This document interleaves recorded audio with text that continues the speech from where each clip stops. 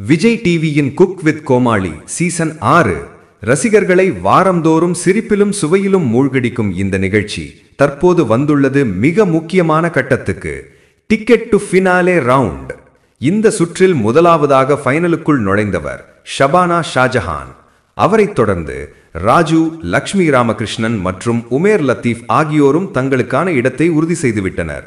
ஆனால் எதிர்பாராத முறையில் பிரியா ராமன் வெளியேறியது ரசிகர்களை அதிர்ச்சி அடைய வைத்துள்ளது. சமையல் திறமையிலும் பாராட்டுகளிலும் முன்னிலையில் இருந்த அவர் ஃபைனலுக்குள் செல்லாமல் வெளியேறியிருப்பது அனைவரையும் கேள்விக்குறியில் ஆழ்த்தியுள்ளது. இப்போதைக்கு ஃபைனலிஸ்ட்கள் 4: ஷபானா, ராஜு, லக்ஷ்மி மற்றும் உமேர்.